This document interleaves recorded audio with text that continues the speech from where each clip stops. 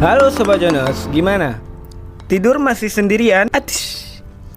Kali ini gua akan merangkum sebuah film bergenre survival yang disutradarai oleh Robert Zemeckis, yang dibintangi oleh Tom Hanks dan Helen Hunt, dan dirilis tahun 2001. Film ini menceritakan tentang petualangan seorang pria bernama Chuck Nolan yang bekerja untuk perusahaan ekspedisi Federal Express atau lebih dikenal dengan singkatan FedEx. Chuck Nolan selamat dari sebuah kecelakaan pesawat terbang, tetapi malah terdampar di sebuah pulau yang tak berpenghuni selama 4 tahun hanya seorang diri. Segala cara dan upaya udah dia lakukan untuk bertahan hidup dan mencari jalan keluar agar bisa kembali ke kehidupannya semula. Yang belum subscribe, yuk subscribe dulu agar tidak ketinggalan video-video selanjutnya. Langsung saja, tanpa banyak bacot, tutur para saya akan misi rebahan kaitkan sebuah pengaman agar sejen tidak mudah keluar. Putar intro.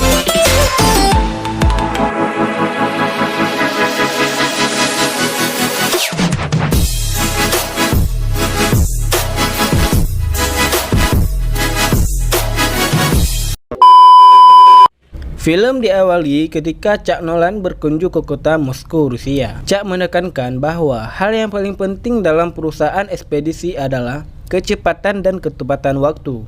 Untuk memberikan contoh nyata kepada para pegawai FedEx di Rusia, Chuck membuka paket yang dia kirim sendiri dari markas FedEx yang berada di kota Memphis. Setelah dibuka, ternyata paket tersebut berisi sebuah timer. Kemudian Chuck Nolan menghentikan timer tersebut pada waktu 87 jam, 22 menit, dan 17 detik, yang menurutnya adalah waktu pengiriman yang sangat lambat. Karena bisnis utama FedEx adalah mengirimkan paket dalam semalam atau 24 jam.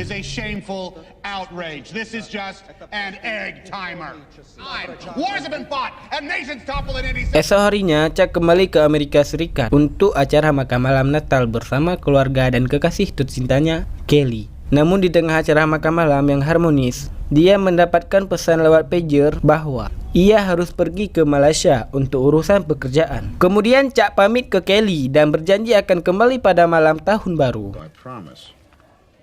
Kemudian Kelly mengantarkan Chuck ke bandara. Sebelum keluar dari mobil, mereka sempat bertukar kado Natal. Kelly memberi Chuck sebuah jam antik peninggalan keluarganya yang berisi foto dirinya, dan Chuck memberikan sebuah kotak hadiah berukuran kecil kepada Kelly. Kemudian Chuck berpamitan kepada Kelly dan bergegas menuju pesawat kargo yang akan ditumpanginya. Saat Chuck tertidur lelap di dalam pesawat, Chuck terbangun lalu segera meraih kantongnya dan mengambil jam pemberian Kelly. Chuck mengamati jam tersebut perlahan dan tersenyum, lalu meletakkan jam pemberian Kelly di samping kursi pesawatnya. Setelah itu, ia bergegas menuju kokpit pesawat. Kopilot terlihat sedang berusaha mengontak daratan dengan radio, namun mereka tidak menerima balasan sedikit pun yang terlihat di radar pesawat. Ada sekumpulan awan badai yang sangat dahsyat berada di jalur pesawat tersebut. Sang pilot menjelaskan kepada Chuck, untuk menghindari badai, pesawat harus berbelok dan bergeser lebih dari 320 km dari rute yang seharusnya dilewati. Kemudian, sang pilot menyuruh Chuck untuk kembali duduk dan memasang sabuk pengaman, karena pesawat akan mengalami turbulensi yang sangat besar. Namun, Chuck malah pergi ke kamar mandi untuk mencuci muka. Tak lama setelah itu, tiba-tiba, pesawat terhentak dengan dahsyat. Badan Chuck terpantul ke sana kemari, tapi ia berhasil duduk dan memasang sabuk pengaman.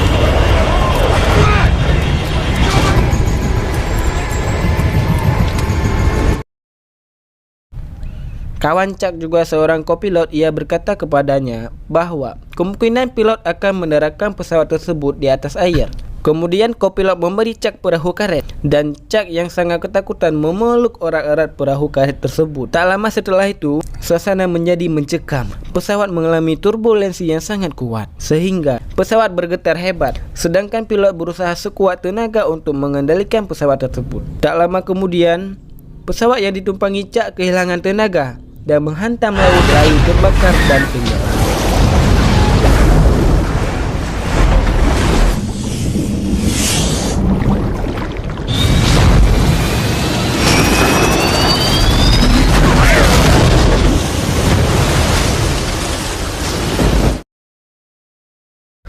Esok paginya, Chuck terbangun dan sadarkan diri. Chuck terdampar di sebuah pulau terpencil di tengah laut. Chuck menghabiskan hari pertamanya di pulau tersebut dengan mengumpulkan kotak paket yang terdampar di pinggiran pantai. Setelah kelelahan, ia duduk di tenda darurat yang dibuat dari karet dan memandangi jam pemberian Kelly lalu menangis. Keesokan harinya, Chuck menuliskan tulisan help yang ditulisnya di pinggiran pantai dengan harapan ada pesawat yang lewat dan membaca tulisannya. Tapi tak lama kemudian, tulisan itu hilang karena diterpa ombak. Chuck pun tak kehilangan akal. Lalu ia mengumpulkan kayu besar yang disusun sedemikian rupa supaya tidak lagi terhapus oleh ombak. Di hari berikutnya, Chuck mulai ekspedisi berkeliling pulau sambil mengumpulkan kotak paket. Ia menemukan sebuah gua di atas batu-batuan di pinggiran pantai. Setelah mengecek kondisi di dalam gua, Chuck memutuskan untuk memanjat tebing agar bisa melihat dan mengamati pulau tersebut dari atas. Setelah berhasil memanjat tebing, ia bisa melihat keseluruhan pulau tersebut. Tetapi matanya tertuju kepada suatu objek mengambang di pinggiran pantai. Ia kemudian turun dan berlari secepat kilat menuju objek tersebut. Setelah mendekati objek tersebut, wajah Chuck berubah menjadi takut bercampur sedih. Dan ternyata objek tersebut yang mengambang itu adalah mayat sahabatnya. Kemudian Chuck membawa mayat sahabatnya ke darat, lalu melepas sepatunya dan mengambil senter, lalu menguburnya di bawah batu besar, dan kemudian menuliskan namanya di sana.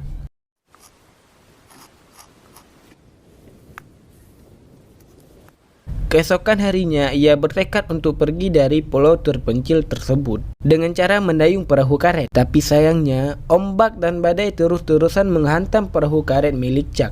Chuck terpental dan kakinya terluka oleh kerusakan.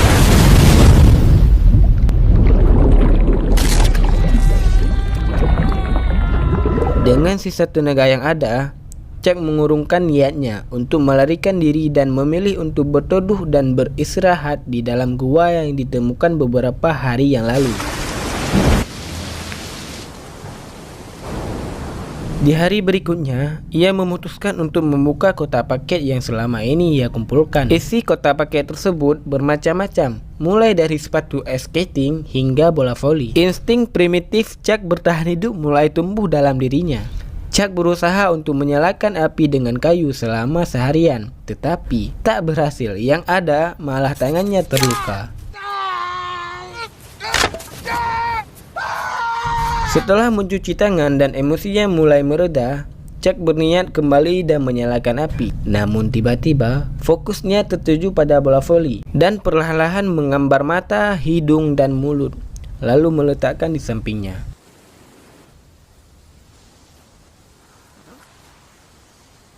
Setelah itu ia kembali berusaha menyalakan api dengan menggosok batang kayu, ditemani teman barunya yaitu si bola voli yang dia beri nama Wilson.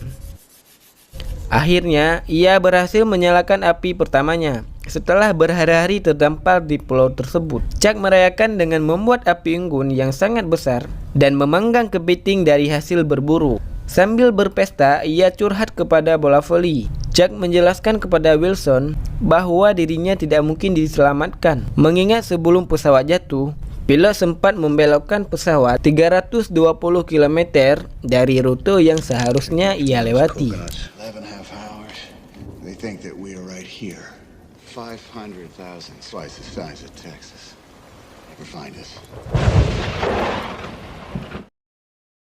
4 tahun berlalu, Chuck jadi gondrong dan berewokan karena tidak pernah potong rambut.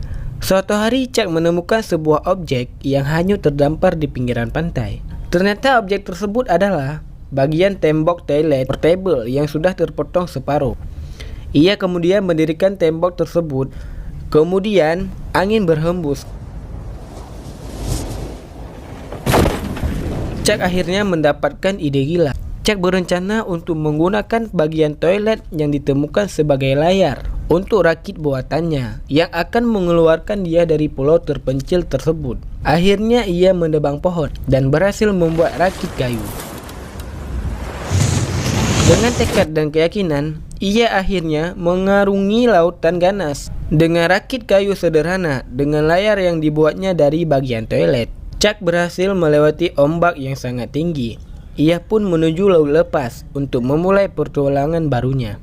Selama berhari-hari di tengah laut lepas, dia diterpa ombak, hujan, dan badai yang membuat rakit kayunya hancur berantakan. Chuck pun kehilangan sahabatnya, yaitu Wilson, yang hanyut oleh ombak. Chuck hanya bisa menangis dan pasrah, dan terbaring lemas tak berdaya. Wilson!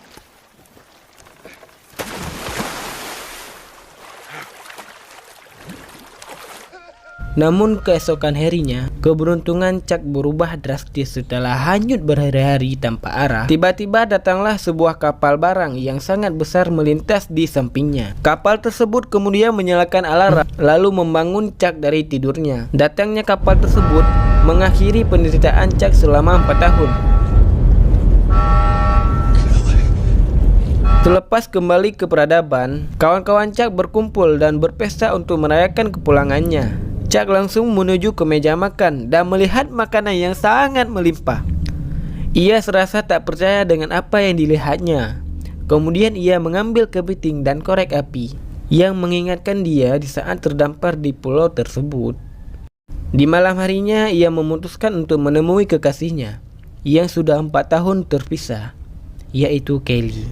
Chuck lalu berkata kepada Kelly bahwa ia masih mencintai dirinya. Tapi sayangnya, Kelly membalas perkataan Chuck dengan berkata bahwa Kelly juga mencintai Chuck, tapi hanya sebagai teman. Karena Kelly sendiri sudah berkeluarga dan mempunyai anak, Chuck hanya bisa pasrah dengan perkataan Kelly. Kemudian Chuck mengambil jam tangan pemberian Kelly 4 tahun lalu dan memberikan kepadanya. Lalu Chuck mengatakan, "Selamat tinggal." Cerita pun selesai. Saya Yong beserta jajaran kru yang bertugas.